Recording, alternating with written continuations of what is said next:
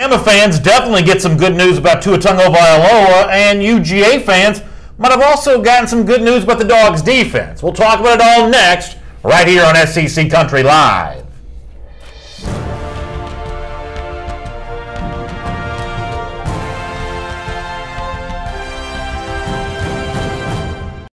Hello everyone, welcome to SEC Country Live. My name is Brandon Adams. This is the former Alabama All-American Mike Johnson. We're glad you're with us. 60 minutes of SEC talk coming your way. We'll deal with all the spring practices, the emergence of some of the spring games, and have a lot of fun in between now and then. Yeah, definitely. Listen, this has become the trend of topics this week. We talk about Tua, we talk a little bit about Kirby, we talk about Jeremy Pruitt, we hit some Florida Gators. We're going to hit all the topics. Yeah, we'll do it all around the SEC today. And as Mike said, speaking of Tua Tagovailoa, we'll make him the subject of item number one on our SEC Country Live First in 10 list, because Nick Saban has spoken with the media again this week, and he's provided an update on Tua Tagovailoa. And if you're an Alabama fan, I don't think there's any way to take this other than really good news. Here is Saban kind of addressing the Tagovailoa situation. Here's Nick from yesterday. You know, Tua has made a very nice recovery from his hand. You know, he did have a break. Dr. Kane and our medical staff do a fantastic job here. I tell you what, we probably have the best medical staff and the best medical group of people. Dr. Andrews, Dr. Kane, their whole group of people over there has done a phenomenal job with so many players here. And I guess it's a little bit like having insurance, you know. It doesn't matter what kind of insurance you have until you have to make a claim. But these guys are fabulous, and when we get guys hurt, man, they do a great job with them. I mean, Tua is actually able to do stuff in practice today, actually able to hand the ball off, could grip the ball, could throw the ball a little bit. So just amazing technology that we have now and the expertise that our people have in terms of doing a great job with our players. So we're really excited that Tua is making a good recovery. He's got a really good positive attitude about it. We feel good about where he's heading.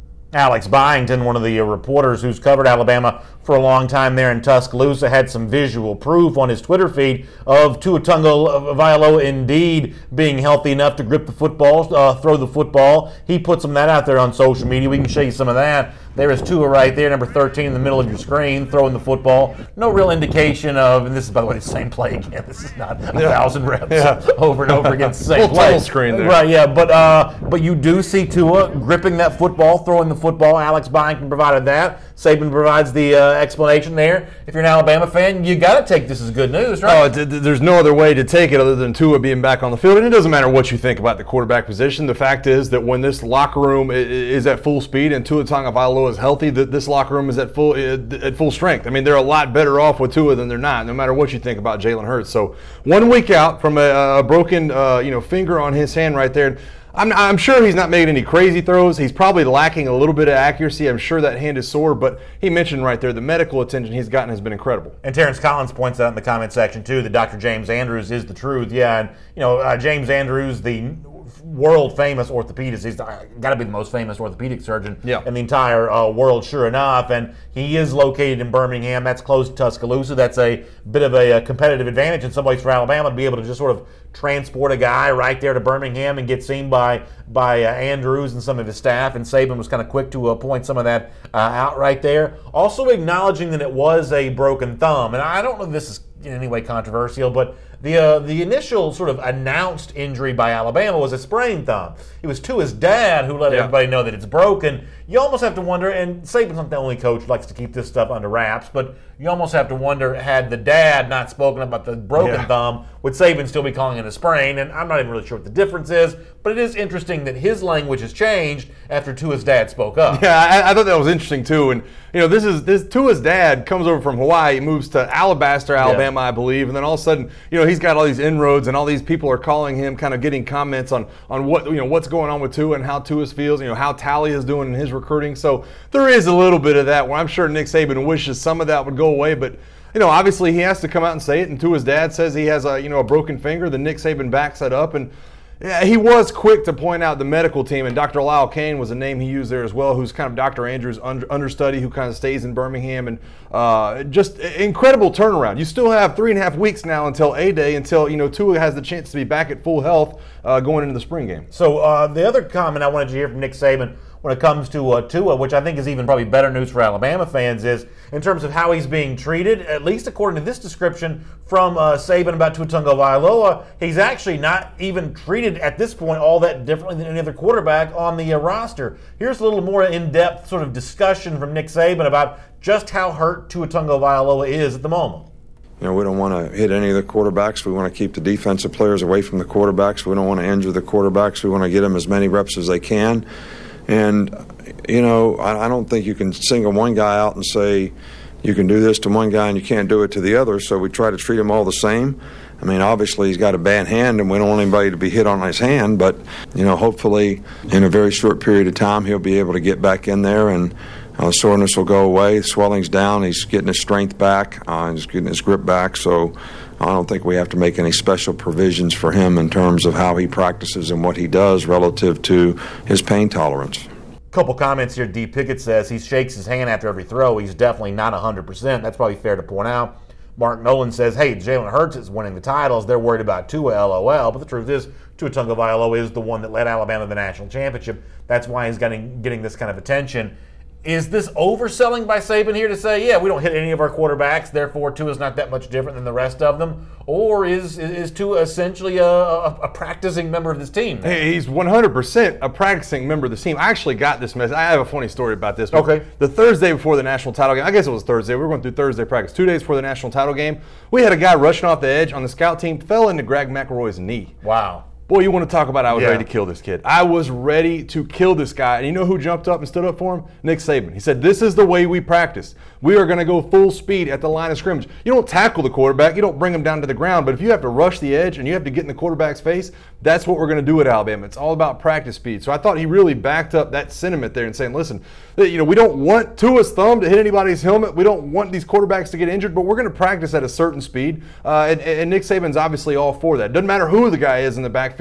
Even if he is the offensive MVP of the national title game, it doesn't even matter. I guess along those lines, though, do you think he could scrimmage right now? I mean, we obviously don't see those scrimmages. I don't know when the next Alabama spring scrimmage is, but you think that, I mean, based on that little tiny bit of video that Alex Byington had, you think that, I mean, that doesn't to me look like a quarterback ready to scrimmage, though. No, I don't think so. Not only would he probably not be ready to scrimmage, but I don't think that his accuracy would be there. I mean, you got to think how much control it takes for that thumb to kind of grip the ball. To me, it looked like it was just kind of rolling off his fingers, just kind of palming it, kind of like you palm a basketball. I don't think that they would put him in that situation to have to try to perform at that level. I can't scroll back to my earlier comments, but I understand there's some congratulations in order for a member of our SEC Country Live audience. Who was that on here? So, who was that on here? Somebody was that Charlie Jones? That Charlie Jones? I think it was Charlie Jones. Yeah, Charlie Jones had a child born today. Charlie, thanks for checking in on SEC Country Live. Congratulations to you and your family. I hope everybody's doing well, and we appreciate you being here on the program today. And give us a thumbs up in the comment section. Just let us know that everybody's healthy, but we're certainly happy to have you checking in on SEC Country Live here this afternoon. Let me move on and do item number 2 on our SEC Country Live First and 10 list for a moment. And let's shift gears to Athens, Georgia, and talk about the Georgia Bulldogs here for a moment. And I actually want to go back in time a year ago when Kirby Smart, going into his second season as Georgia coach, was hammering his defense. Just a lot of grief for what he thought was a group that just wasn't playing up to its capabilities. As an example of something that Kirby Smart said a lot, let me give you one comment just to sort of see how just satisfied Kirby had a way of feeling in 2017 about how his defense was performing during the spring. Here's Kirby from a year ago.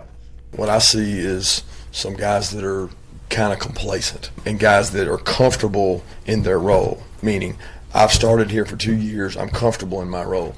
I am a leader on this team. I'm comfortable in my role, not challenging themselves to get better. You know, we go out and do a 2-minute, and the offense scores twice, and they score whether it's a field goal or a touchdown to win, and they score against a defense that every single guy that was on that field when they scored was playing last year, with the exception of the star, the nickel. So I'm disappointed in that. And I don't think that there's enough sense of urgency for that defense, because as much as you guys want to say they're all talented and they're all this and that, until they actually prove it and they go out on the field and they dominate like a defense that should have 9 returning starters dominates, I'm not going to be happy with their performance, because I think that they should do that, and we haven't done that in 4 practices so far. So that's what Kirby Smart said in 2017, hammering a defense that ended up being good enough to help Georgia win an SEC championship and get to the college football playoff. And the point that I made about this is Well, if that's what Kirby said about the defense in 2017 that turned out to be great, imagine how he's going to be pushing these guys and riding these guys this year. There is no Lorenzo Carter anymore. There's no Roquan Smith anymore. There's no Davin Bellamy anymore. There's a lot of talented guys from last year's defense not at Georgia anymore, and you better believe that Kirby's going to be slamming these guys every day to get the most out of them.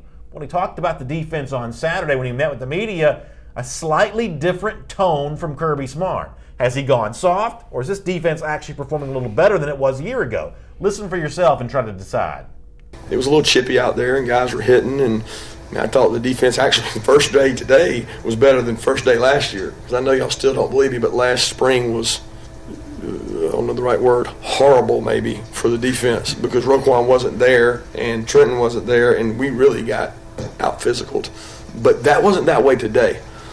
So he says it's not that way today. They actually played better. They're performing better in the early going of 2018 than the defense was a year ago. I mean, what is this? Is Kirby Smart changing his expectations? That doesn't seem likely. Is there a chance this defense without a lot of stars is practicing better than what was going on a year ago? I mean, you spent a lot of time on practice fields with Kirby Smart. What do you make of it? I think it's extremely interesting to hear because this is an offensive line and an offensive front that is probably more talented than it was a year ago. I mean, really, you had a lot of questions about the offensive line for Georgia going into last spring, and yet somehow they showed up and pushed around a Georgia defense that, like he said, returned a bunch of guys, played a bunch of guys on last year's defense that were returning starters.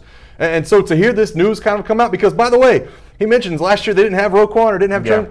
They don't have those guys now. And so to see that kind of transition to where all of a sudden maybe he feels better about the depth. Maybe he feels better about the way that this leadership has stepped up on the defensive side of the ball. Nothing but great news out of my corner. Maurice Carter says, mark my words, this year's Georgia defense is going to be better than last year's, and years before this, going to be a dominating defense. Obviously, Maurice sort of leaning the direction of the incoming talent, whether it be guys like DeAndre Walker and Walter Grant stepping in the role that Lorenzo Carter and Davin Bellamy filled. There's probably not a Roquan Smith in this team. No one capable of winning a national award like Roquan took home the Butkus Award. But the overall composite level from a talent standpoint, if you look at star ratings coming out of high school and things like that, the overall composite probably is higher than it was a season ago. And that's usually how a lot of these things go. And to be honest with you, we talked about this with LSU the other day. Usually the defense comes out and is clicking on all cylinders to start the thing because all you have to do is one guy get in the way of the ball carrier. Or, the offense is all timing. It's all about working together. It's about communication. The defense is about that in some ways, but it takes one guy to beat one guy and it's a sack, or one guy to beat one guy and it's kind of good coverage. And so usually you see this out of a defense. I guess I'm shocked because of all the pieces they seemingly have back on the offensive side of the ball for Georgia. The defense seemingly holding its own this early is a little bit of a shock. Here's an interesting comment from YouTube where Steve Weaver says, last year Kirby Smart had to motivate Rick's recruits. Now he's got a plan in place with known expectations going into his third year, is the insinuation that Steve Weaver mentions there. You think that's true, that there was still a culture change taking place in spring of 2017, but in 2018 this will be Kirby Smart's third spring as a UGA coach, then all of a sudden guys arrive in the spring understanding the expectations for him better? Is there a chance that what Steve Weaver describes there is true? Well, I think the overall talent level from the young guys probably changes that a little bit, but in my opinion, I don't know if that's right because a lot of Rick's guys were the leaders on last year's team. It wasn't like, hey, we got to get these guys. Poor Nick Chubb and Sony Michel, they're not pulling their weight on this team. A lot of those guys were Rick's recruits, so I don't know if I'm going to go that far down that road. But there probably is a little bit of everybody showing up saying, listen, we got that close last year, we got this much farther to go, and we need to make sure we're keeping our nose to the ground. Also on YouTube, Cliff Nelson says this year's LSU defense is going to be as good as any in the country, led by Devin White, the best defender in the country, along with Greedy Williams. Cliff, we're actually going to talk about some good recruiting news for LSU a little later on in the program. Philo Beto also says the UGA defense just has more athletes now, more depth in the third year of the program. And I think that is true. And as a fan, I don't want to discount the role that leadership plays in all this, but I also don't want to underestimate the role that talent plays in all of this too. Less leadership for now, more talent at least on paper, and I think that's probably showing up at Georgia practice at least somewhat. Yeah, that's kind of what I was saying. You talk about Rick's recruits and getting these guys motivated. I'm not ready to go that far because I think a lot of those guys were the motivating factor last year. When you talk about the leaders, they were Rick recruits, and so I think you have to look at it from a talent standpoint. Look at how what guys are coming in because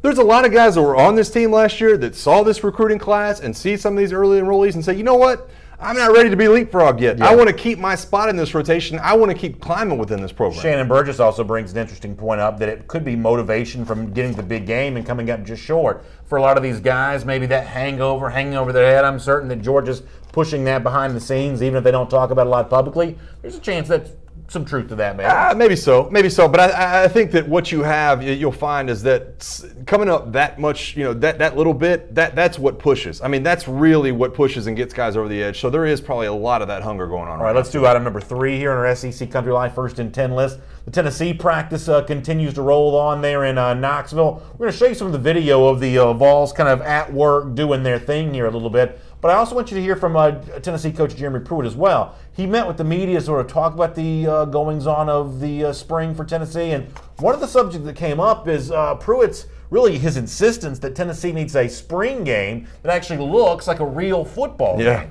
And I think this is really interesting from Pruitt. I like it for a couple of reasons, but let you hear Jeremy Pruitt talking about why he thinks that when the Vols play their spring game, it needs to be as close to real football as can be simulated. Here's Jeremy Pruitt.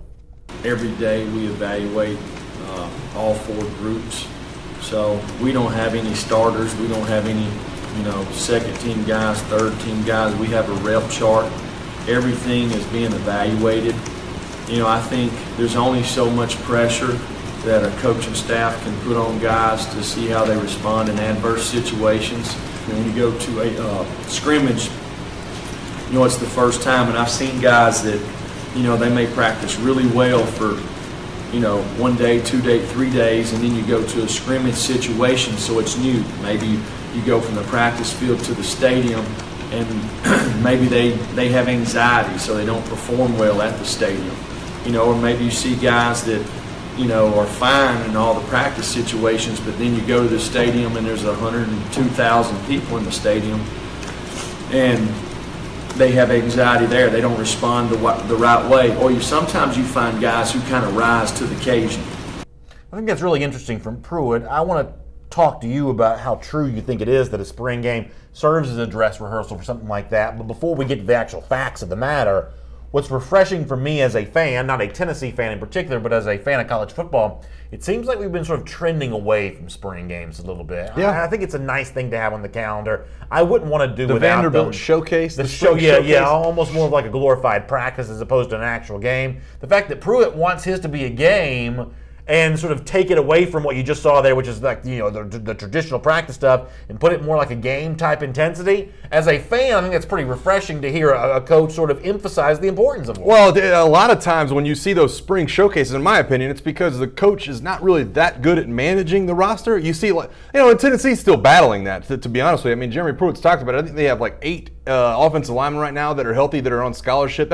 It's tough to get 3 groups going or 2 different teams going to where they can actually scrimmage each other when you don't have that much balance. When you can't have 2 full offensive lines of scholarship guys, it's tough to say, hey, we're going to have an orange team and hey, we're going to have a white team. And I think you're seeing Jeremy Pruitt really start to step through this. They've added a kicker, they've added a quarterback, they've added a running back, they might add a cornerback here coming up. So Jeremy Pruitt's trying to wade through these things. 3 or 4 position switches at Tennessee right now. That's what he's trying to get to, that competitiveness. On Facebook, good to see Bo Molinari back in the comments section, who says, sounds like Tennessee almost had a deal in place with Mike Leach before they went with Fulmer as athletic director. Yeah, maybe could have had Leach as head coach, but I like a lot of what I hear from Jeremy Pruitt so far as Tennessee coach, including that clip right there. Let me let you hear a little bit more from Pruitt, really pushing an idea that Mike just talked about, the need for maximum competition every day during practice and then ultimately during the spring game too. Here's more from Pruitt, who I like. To create a game-like situation for our team, first of all, I want to see who the competitors are.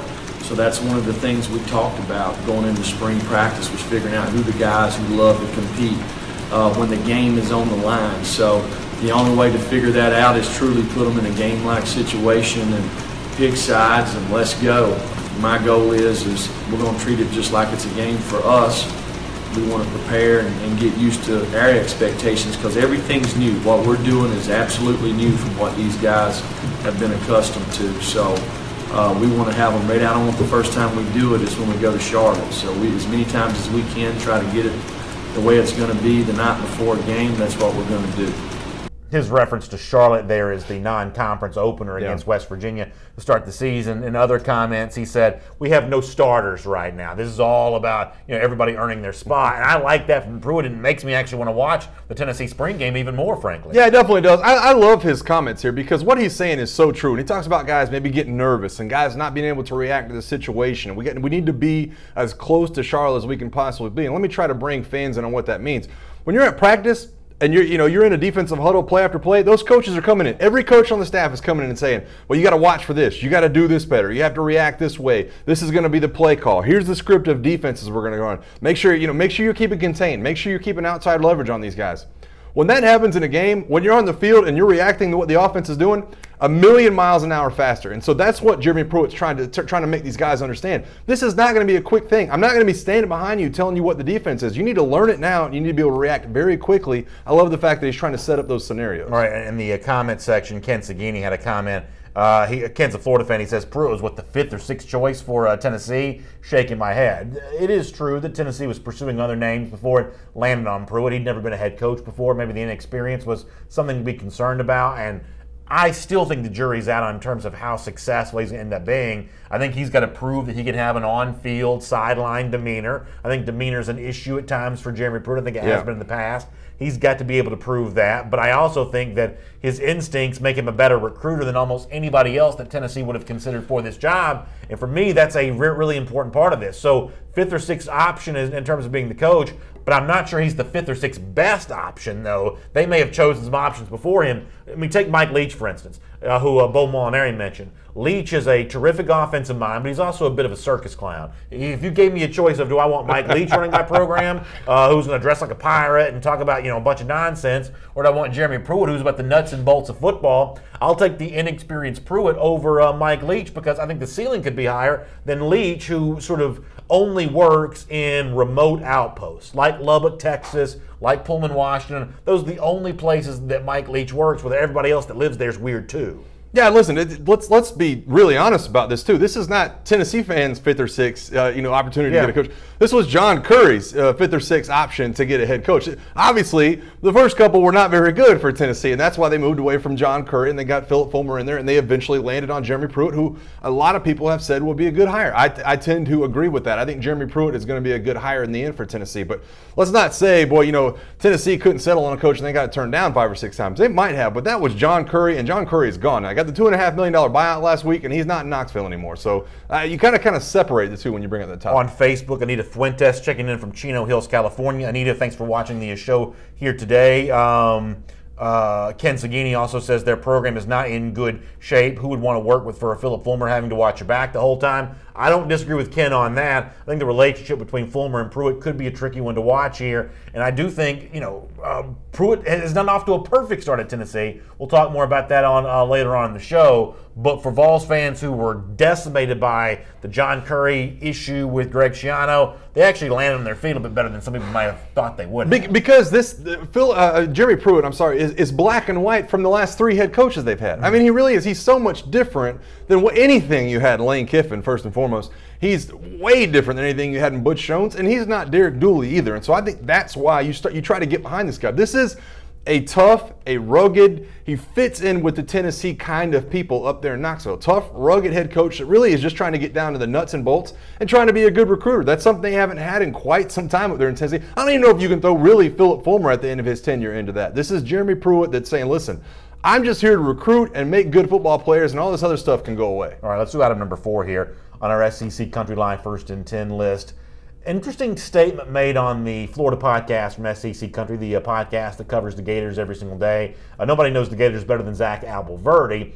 And on the show, he brought up an interesting idea that had really been pushed at him by a lot of Florida fans. Take a listen to Zach here, see if you agree with this sentiment about maybe a decision that Florida should have made a long time ago. Here's Zach Albalverdi.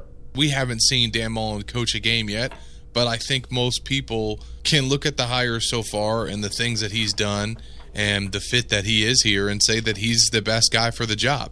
He's the best guy for the job now, and he probably was the best guy for the job in 2014, at the end of 2014, when they were looking for a coach.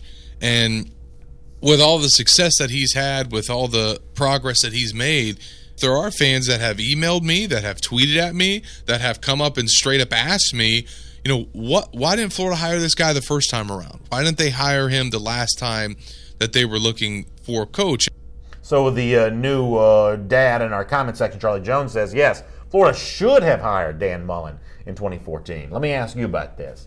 Is this revisionist history, or is this a fair point to bring up that the Jim McElwain era never should have happened and Mullen should have been the choice back then? Yeah, I mean, obviously, I think hindsight's 2020. I mean, it's hard to go back and realize what 2014 was because, yes, Dan Mullen had a good season in 2014 at Mississippi State. I think they went 10-3. They lost their bowl game, I believe, that year, but they had a perfect storm of things that were going on. Jeff Collins was defensive coordinator. Obviously, everybody was in place down there. Year before that, though, 7-6 at Mississippi State. It's easy to take that one year and say, boy, they're really good this year. We need to get them.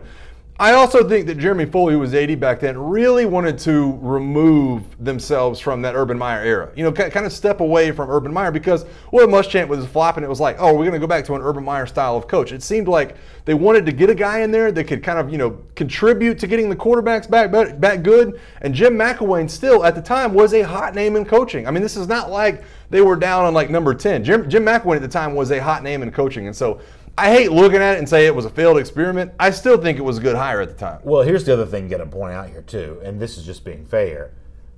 There's a very good chance that Dan Mullen would not have wanted to come to Florida in 2014. Very true. Still had another year of Dak Prescott coming there in Starkville. Had been ranked number 1 that season. The 2014 football season, the fall before the winter in which Florida made its coaching change when it brought in Jim McElwain.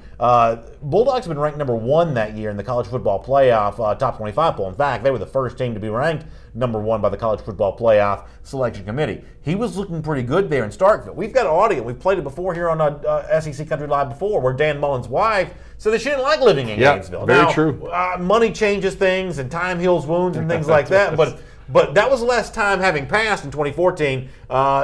Maybe those reminders of Gainesville not being so pleasant for the Mullins, maybe those still a little fresh back then. So part of the revisionist history on this is the fact that Dan Mullen just might not have been ready to take this job in 2014. Yeah. And one of the things that helps us know this may be true is the fact that Mullen was talking to Tennessee about its job opening before he got involved in the Florida conversation, based on the John Curry email dump that came out at the end of last week. Yeah, I think it's great to point to. And it's like I mentioned, 2014 at Mississippi State was a perfect storm of things that were going on. It took a while to kind of get back to that. And really, I don't know if Dan Mullen back in 2014 got enough credit for how good of a coach he was. That's kind of my point. I mean, he had some ups and downs, and he was a very good coach back then, but they were coming off their best year. I mean, it was like Mississippi State had risen to something, and you weren't sure what they were going to be on the other side of it. So it's like I said, hindsight's 2020, revisionist history, whatever you want to call it. I understand why he wasn't. Jim McElwain was still a leading candidate for a lot of job searches at the time, and it seemed at the time that they really had landed their guy. Greg Steele, who's a Florida fan, in the comments section says Jeremy Foley, who was the AD then, struck out on every coaching hire he made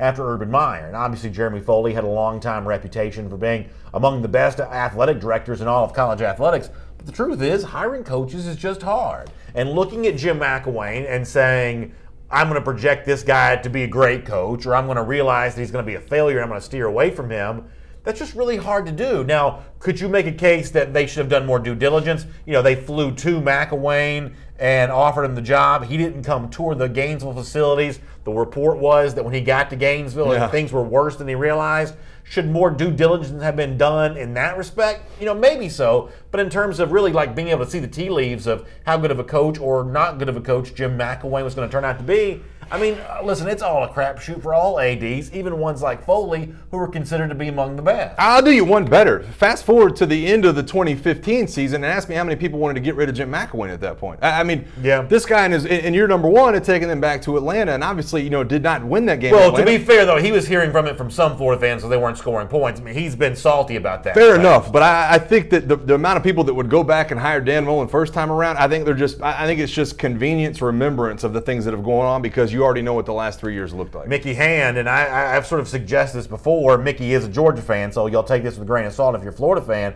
In terms of hiring Dan Mullen in 2014, what Mickey says is no, Florida shouldn't have hired Mullen in 2014. They should have kept Will Muschamp. His recruits made a winner out of McElwain for 2 years.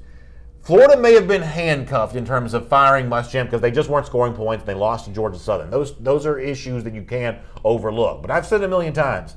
Muschamp was recruiting well there. Those, as Mickey points out, did become the defensive players that Jeff Collins and Jim McElwain used to success. Had Muschamp stayed at Florida, they're probably having great success right now.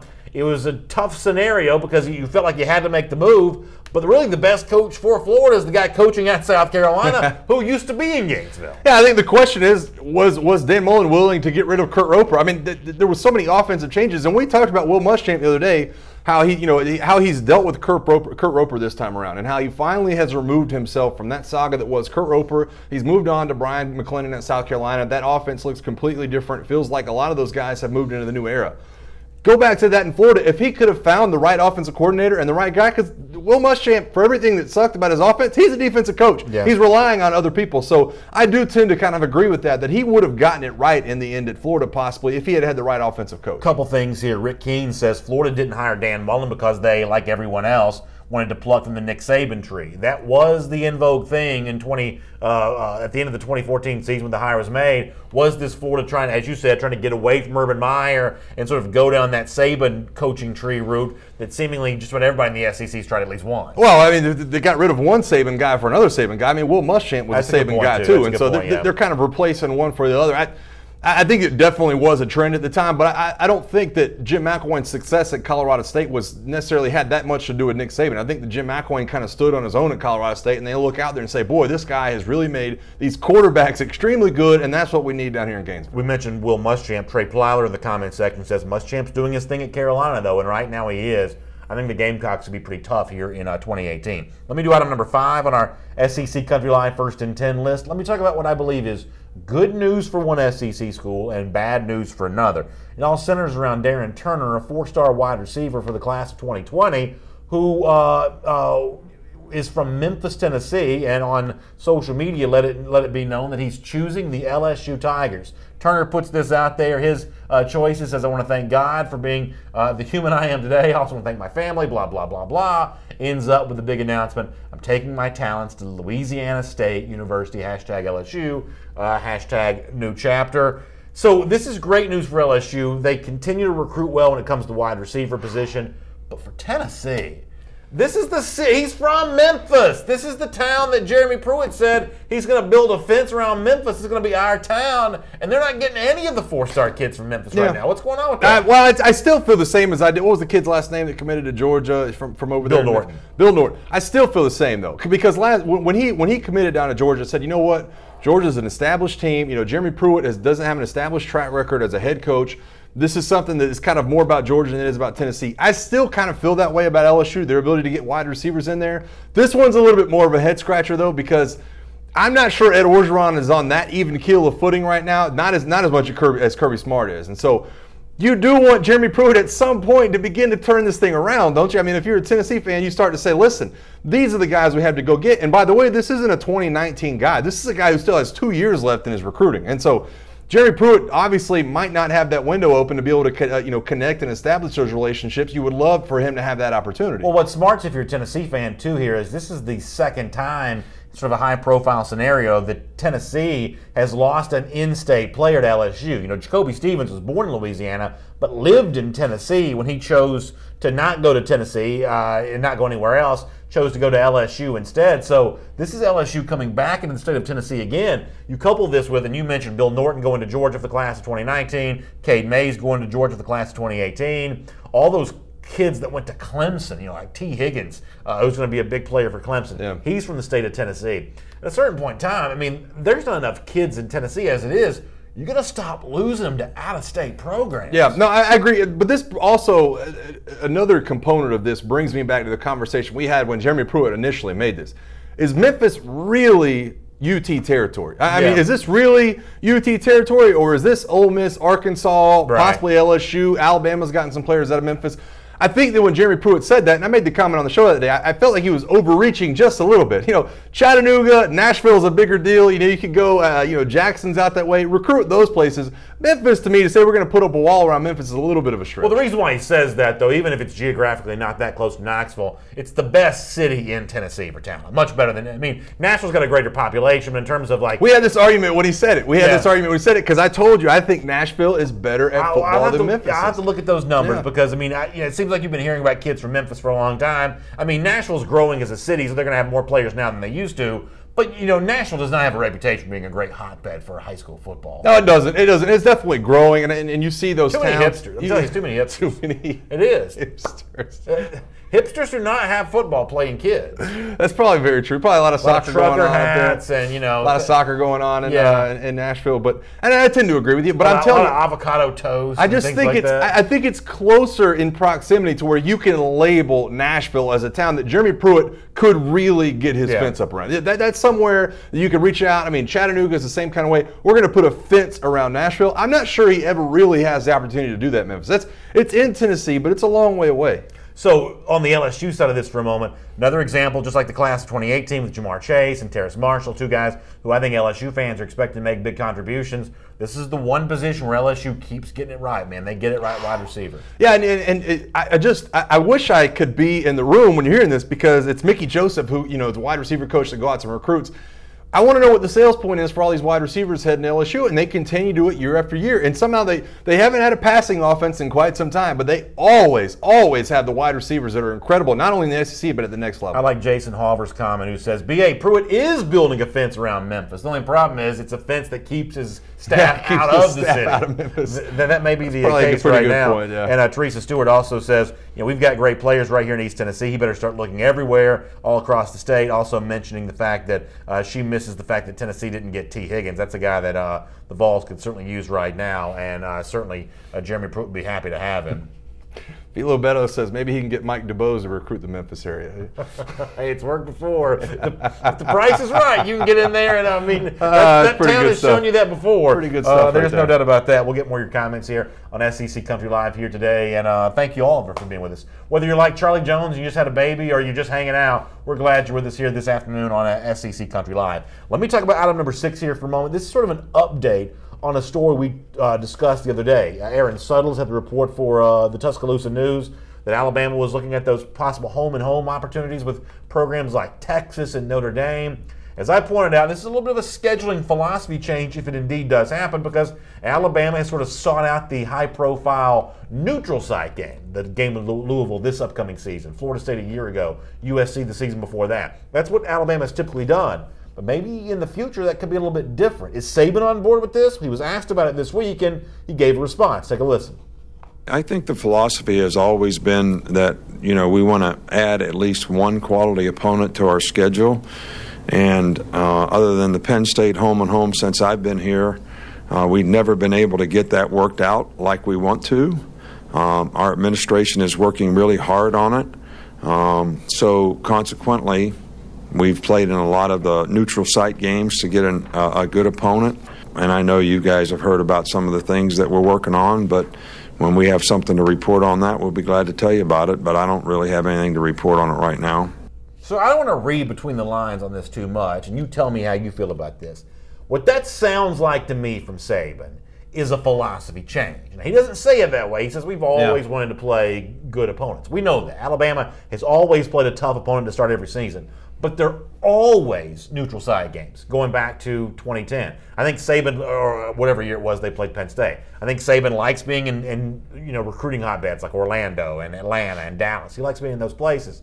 But it seems like now somebody at Alabama, either Saban or the athletic director or sort of a consortium of folks, they've changed their mind. All of a sudden now they like home-and-home games. Yeah. Is this a change in philosophy for Alabama based on the report that's out there and Saban's remark right there? I think it's 100% a change in philosophy, and I don't think it came from anybody at Alabama other than Nick Saban. And first of all, let me go back to, I think, 2013. They actually had a home-and-home schedule with Michigan State. When all the stuff came out about the college football playoff, everybody wondered if the SEC was going to go to a 9-game conference schedule. They called it off. They said it was a business decision, called off the home-and-home with Michigan State.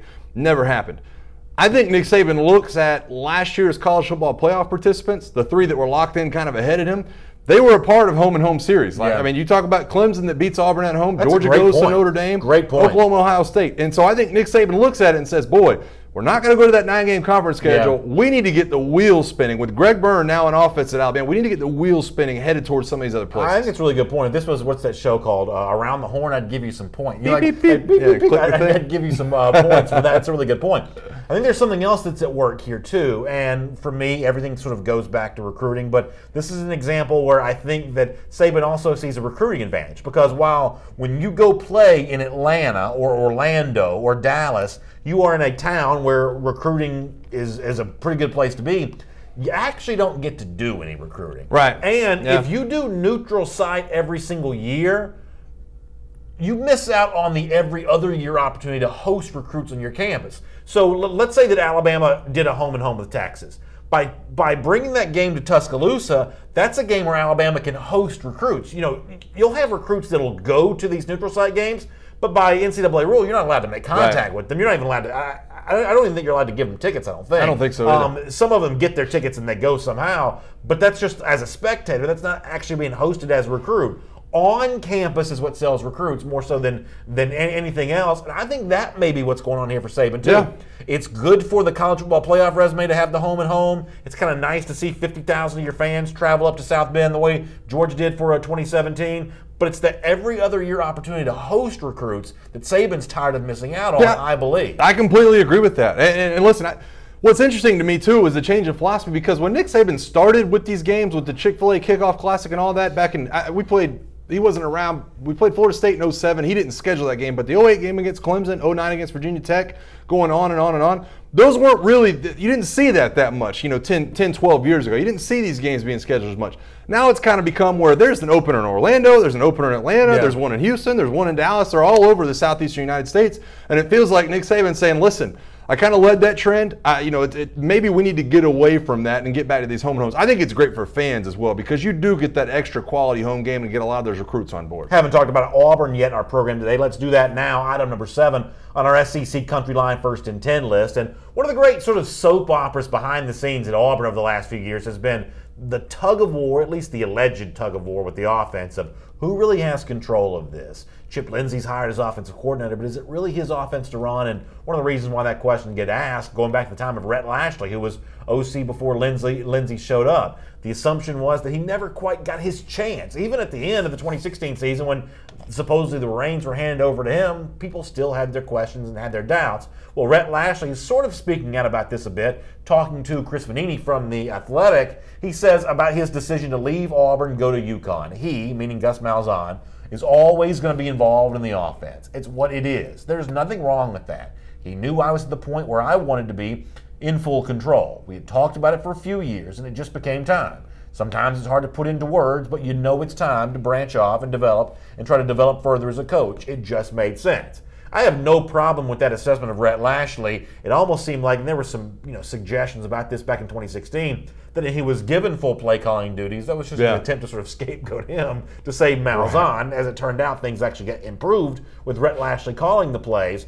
But if you're an Auburn fan now, looking at how Lashley assesses the situation when he decided to leave, does it make you worry about Chip Lindsey? It doesn't make me, because I think I feel differently than most people about this when it comes to Gus Malzahn and when it comes to Chip Lindsey and Rhett Lashley. To me, Gus Malzahn was a national championship winning offensive coordinator at Auburn. This is why he is the head coach at Auburn. This is what he's brought in to do. This offensive guy that runs this offensive scheme that was so much different when he got to the SEC, that was so much different than anything the SEC was seeing. He was brought in as a Saban killer. He's brought in as a guy that could beat, a stout defense from all these other SEC teams, from LSU, from Georgia, from the other teams he was seeing.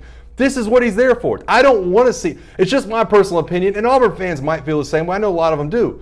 But it's my personal opinion that I don't want CEO Gus Malzahn. I don't. I want him to be hands-on with the offense. They've always had a strong rushing game. They've always had a good offense. Things kind of got out of whack sometimes with Jeremy Johnson and Sean White have been at quarterbacks. But when they've had good quarterbacks, they've been a good offense under Gus Malzahn. And so I know people say, he's still controlling the offense. He still has play calling duties. Maybe he's controlling a little too much. That's the Gus. If I'm an Auburn fan, that's the Gus I want, because that's what Gus was brought there to do. Without it, I don't want the CEO style. You're not making $7.5 million to be Ed Orgeron style head coach where the OC is running the offense the entire time. I think it's a really interesting point, and you make that point very well. I think my only sort of point of contention back with you is it's hard to do both, right? And at a certain point in time, as a head coach, you are supposed to graduate. Just like Rhett Lashing said he wanted to graduate his own career. If you're Gus Malzahn, you sort of want to graduate here as well. And, you know, after what Malzahn did in 2017, it's sort of not fair to sort of paint him as sort of a one-trick pony of a guy who's only a play caller and that's all he's able to do. The fact is, if you look at like a numbers guru like Bill Conley, in his advanced metrics, Auburn's one of only 5 teams to be ranked in the top 25 for each of the last 5 years. There's some consistency there on that. They are, you know, pulling in elite recruiting talent every single year. 16 4- and 5-star players, as all 4-stars, but 16 4-star players for the class of 2018, for instance. He's actually proven himself to be a pretty good manager and a steward of the program. Maybe not quite as good as some Auburn fans want it to be, but you have to wonder if the missing piece here is that a willingness or ability, whatever the right word is, to let go and let a good OC, I think Chip Lindsey is one, let a good OC just have this to do what he wants and mix more of the passing game in and maybe not make it be quite such a carbon copy of what has finished just short of where it needs to be. And I understand that point, and I agree with you to a certain extent. He's obviously, you know, proven himself to be a good recruiter. He's proven himself to be a championship caliber head coach at times, and he's pulled off some incredible victories while he's been at Auburn. I just look at the best coaches in the SEC. Can you imagine Kirby Smart? Boy, you know what? This is Mel Tucker's show. I'm giving it all to Mel Tucker. He's going to have the defense. He's going to make the play calls. I'm going to be hands off of that defense. Nick Saban, boy, Tosh Lapoi's got this one. You know, I'm not going to mess with the defense anymore. Tosh Lapoi is going to have that defense. I don't think that that's something that you would ask Jimbo Fisher to do. I think this is going to be a Jimbo Fisher style of offense and a style of team. I just think that Gus Malzahn ought to have his fingerprints all over that. If it's not that way, then I think that Gus Malzahn's a little bit overpaid if you just have that CEO style. Matthew Morrell says 10-4 Auburn's not an elite team. You know, Auburn, I've always felt like in our comment section on this show, takes about as much criticism as any team. There are a lot of Auburn skeptics out there, but for the most part, you know, Malzahn continues to churn out, for the most part, pretty good teams. Also in our YouTube comment section, Shannon Burgess was talking about he enjoys watching the show on YouTube. Maybe there's not as much, you know, comment interaction for us yet on the YouTube page. That is something we need to make sure we stay committed to, making sure that we are taking as much care of our YouTube viewers every day as our Facebook viewers. I feel like we have gotten a lot better about that over the last couple of weeks, but in all honesty, we probably do have kind of a long way to go there in terms of you know, making the YouTube interactions as equal as what we do on Facebook. It's come 200% better, but it probably needs to be 400% better and chatting with some of you guys. And I love, listen, even if I'm not reading them on air, I love listening to a lot of you guys' comments. You guys are locked in on Facebook and on YouTube about what you know about your team. Some of you guys are trolls. I mean, we do have some trolls out there that are trolling other fan bases, but it's part of what makes the SEC fun. It's part of what makes the show fun. Yeah, absolutely. So we'll keep taking these comments on both sides here for the rest of our time here on SEC Country Live today, and we're glad to have you with us, by the way. That's Mike Johnson, former Alabama All-American. My name is Brandon Adams, and we're certainly enjoying having you on the program right now. Let me do item number 8 here on our SEC Country Live First and 10 list for a moment, because there is maybe kind of an interesting development at Georgia on the offensive side of the ball. You know, we talked about defense earlier and that need to replace some big-time guys, and well, on offense, you've got the same thing going on. Nick Chubb no longer there. Sonny Michel no longer there. The next guy in line to be the featured running back is a young man named DeAndre Swift, who goes into his sophomore season. And during his freshman year of 2017, there were certainly some flashes shown by Swift. A couple of examples here. Back early in the year, Kirby Smart had already seen enough from Swift to say, you know what, this guy's got a chance to be a really good running back. Here's Kirby from September talking about DeAndre Swift. He's a very mature kid. He picks it up the first time. He doesn't need 2 reps. He understands the game. He's got great instincts, great hands. I mean, you can put him in the slot. You can put him in the backfield. You can put him on kickoff coverage. You can do anything with the guy, and he kind of gets it. That's why when he was injured earlier in camp, we wanted to get him fixed. We knew he was going to be a player. He didn't need the reps. He needed to be healthy to play. And that's Kirby Smart talking about Swift in September. By the end of the season, Swift maybe had made good on that proclamation, scores the touchdown in the SEC Championship that puts that game on ice. And when the game was over, I thought that Jake Fromm, the Georgia quarterback, had a very creative description of what Swift had shown in the play. Here's Fromm on Swift. Holy cow. All right, so he was supposed to run to the right. All right, and I take the ball. Now, obviously, I give the handoff to him, and he starts taking off to the left. And in my mind, I'm like, man, what are you doing?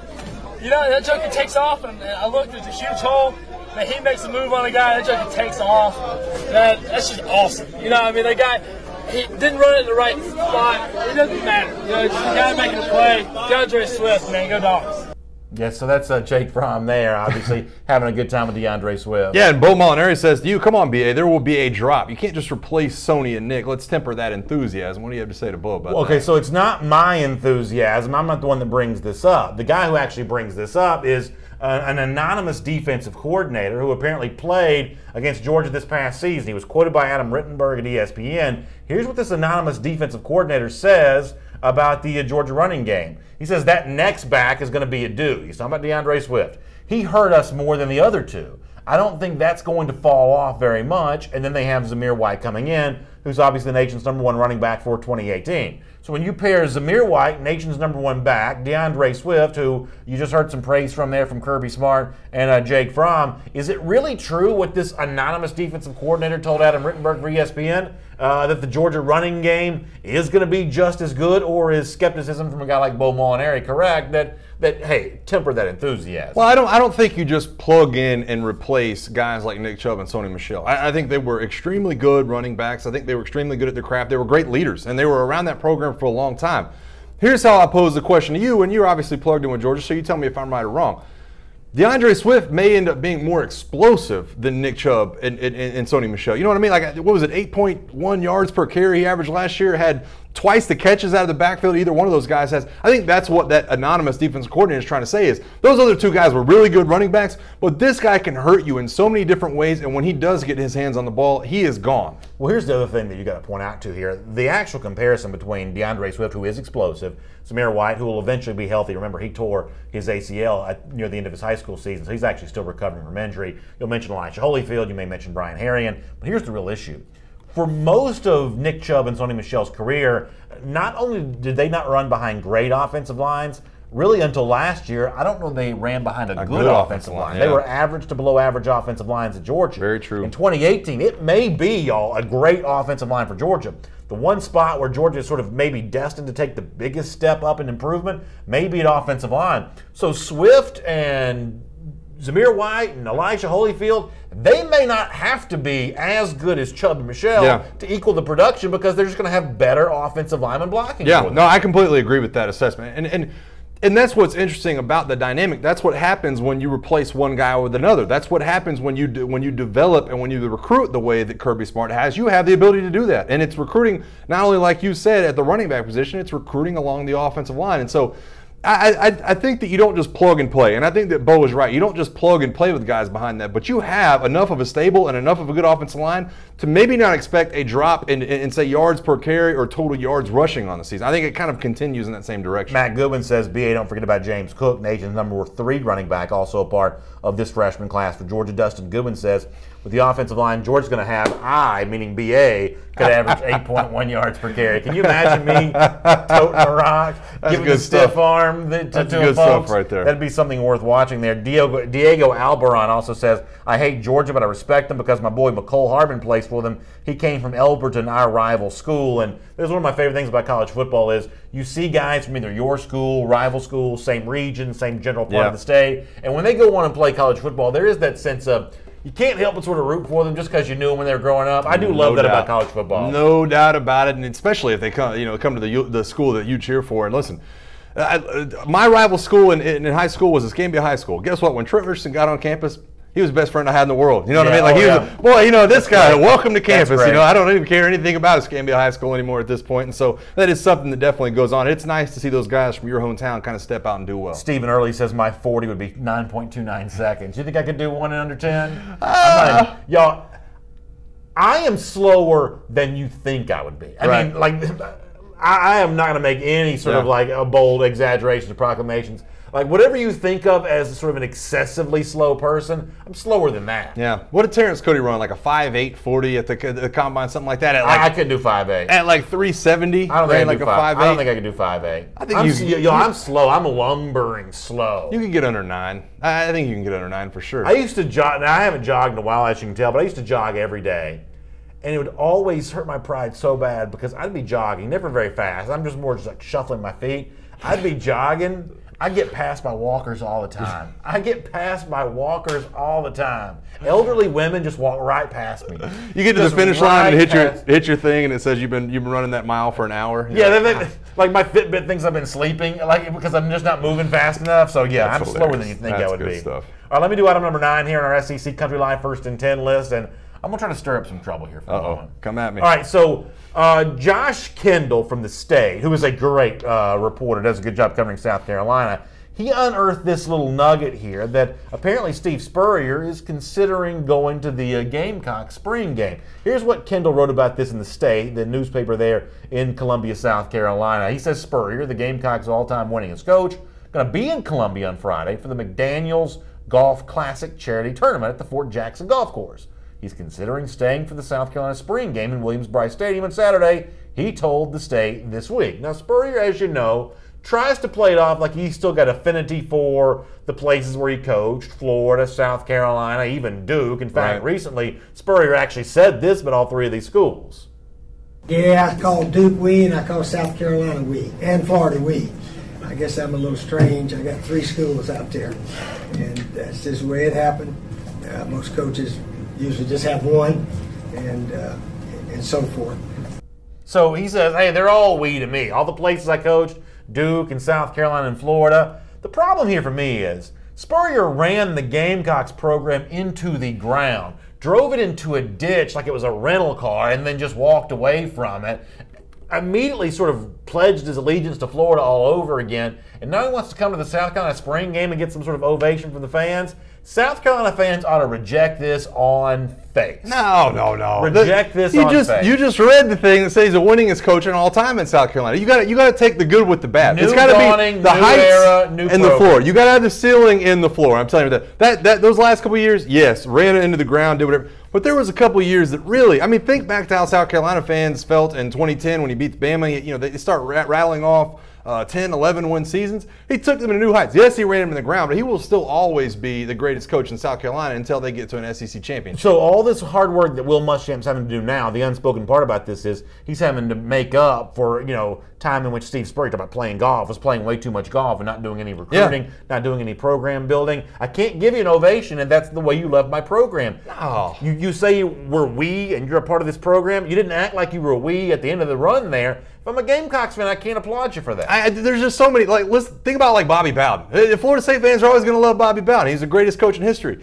When he left, they were terrible. They're like the last 5 years he was there, he was terrible. That's a bad analogy because when Bowden left Florida State, it's not like he went back to West Virginia and put on a bunch of West Virginia gear. He was a Knoll through and through. In addition to the fact that Spurrier was not good at the end of his run at South Carolina, he has aligned himself with Florida in every way imaginable. Yeah. I'm sorry. He won a Heisman Trophy. I've got too much pride to give you an ovation. You can come, but you're going to sit in the stands. You're not going to get the Jumbotron treatment. I'm telling you right now. He won. I think South Carolina fans understand it. And until they get a guy that graduates from South Carolina that comes back and is the head coach and does all that, I think this is a problem they're going to run. I think they're happy with the Steve Spurrier era at South Carolina, and they're probably also happy it's in the rearview mirror. Bull Molinari says, I'm so right on this. So there you go. People are weighing in on my side on this in the comment section. Maurice Carter says he may be the winningest coach in South Carolina, but that still doesn't make it right that he up and quit on the school, the players, the fans, and the coaches. And what's worse than that, Maurice, is, and I think you're with me on this, he sort of quit before he quit. You know what I'm saying? He'd already kind of checked out before he quit. Listen, Ken Sagini says Steve is a legend who started the dominance over the Vols that still happens today. He's a Florida fan. You can't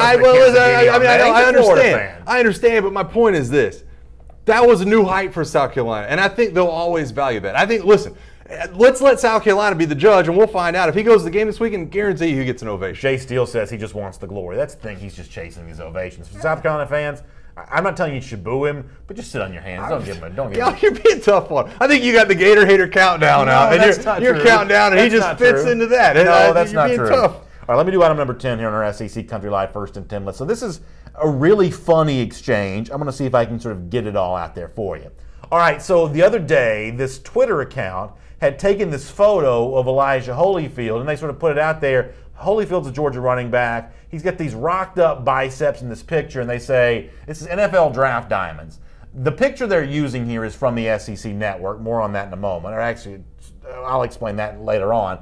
But they say, meet Evander Holyfield's son, Elijah. He's a running back for Georgia. Anyone want to do a goal line one-on-one with him? Damn is the hashtag there. And you see the gigantic arms from Elijah Holyfield. Well, your boy Lindell Mack Wilson, who's never wanted to back down from a challenge, had a great response. Maserati Mac is what he calls himself. Maserati Mac, which is a great line. He says, raise his hand in class, and I don't doubt that Mack Wilson's not looking to back down from any challenge. So first of all, before we move on, as an Alabama guy, I'm sure you love the idea that Lindell Mack Wilson's saying, you know what, I'll go one-on-one with Elijah Holyfield or anybody else. Oh, yeah. Well, there's a couple of different components for it for me. First of all, I love the fact that he says that. He's willing to step the plate. And he's proven in his time in Alabama, he's willing to go head up with anybody in the hole and make those tackles. He's had a lot of big hits.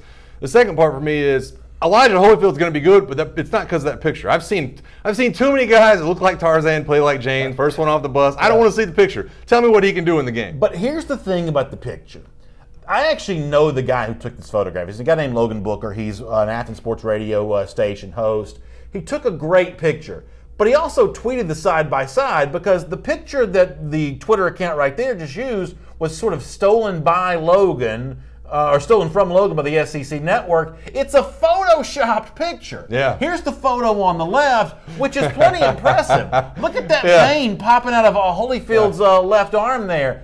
But then when the SEC network took the photo from Logan without attribution, they blew up the arms even bigger. What's the point of doing that? The real picture's plenty impressive enough. Oh, I completely agree. Everything, all of a sudden, it gets blurry. All of a sudden, on the right, his biceps get a little bit blurry and the things start stretching. I don't know why you do it, though. I mean, like he says there, it's impressive enough on the left. You don't have to start blowing up this guy any bigger than he is. He is jacked. Don't lie for him, especially somewhere like the SEC network. Melinda Moe says Holyfield's a steamroller. I mean, I know what you're saying with you know, lots of muscular guys haven't been, you know, that good before, but going through the hole as a running back, having big arms like that can't hurt. Yeah, no, it definitely doesn't. Listen, I've seen guys that look like Tarzan play like Tarzan as well. I mean, it definitely is a good thing, but you gotta take it with what it is. The picture is not what's going to put the guy over the top. But why are you blowing up with the Photoshop? That's what I don't understand. I almost wanted to keep getting blown up and just keep getting bigger and bigger to the point where he eventually looks like the Incredible Hulk. Anyway, here on SEC Country Live, we're always looking to close at the show the same way every day.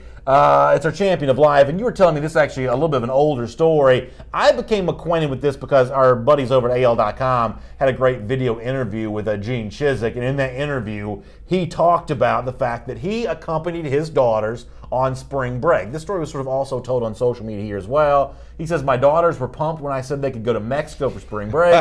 Little did they know I'm going to join them, hashtag helicopter dad, hashtag spring break 2018. Now, this is one of those great sort of generational divides because we've got young Hannah, young Michael over there on the other side of the glass, older Patrick, who's a dad like me. You're kind of somewhere in the between. Somewhere in the middle. I think that Gene Chizik is great here. I think absolutely. Keep watching those daughters. Don't let them get in trouble. There's no way any of the young people think that, though. There's no way they feel that. Let me tell you why I think it's great. Because God forbid that I ever have a daughter. But I'm going to tell you right now, hashtag helicopter dad will be me. Absolutely. I will be so far on that Cabo trip, fist pumping, do whatever I got to do to blend in. I'll be on that trip. Because what you're trying to avoid is a scene like this. Here's another tweet from Gene Chizik showing video of the foam party. First of all, Gene Chizik's my new hero. I love the fact that he's having fun with this and sort of laughing about it. He's absolutely everything I hope I'm a dad, like as a dad when my kids are 20 years old. Good for him for having a good sense of humor, and good for him for keeping watch over his kids. I'm telling you right now, if I have a son and a daughter, my daughter's going to hate me because that's going to be the son. Hey, listen, you take off, buddy. Do whatever you got to do. I'll pay your way down there. The daughter, no, she ain't going to any of that stuff. Teresa Stewart says, "I love it. I love dads like this." I totally agree. Who knew I'd like Gene Chizik so much? But this is a great story. I think Chizik does a great job here. Hey, thanks for being with us on SEC Country Live today. We appreciate your time. Check out our podcast. It's up on all the various podcast devices, Apple Podcast, Android, everything else. Immediately after the show, SoundCloud as well. Also, share the show with your friends. Let them know here on YouTube and on Facebook. We're talking about the SEC every afternoon. We'll see you again at 3 p.m. Eastern Time tomorrow for another episode of SEC Country Live.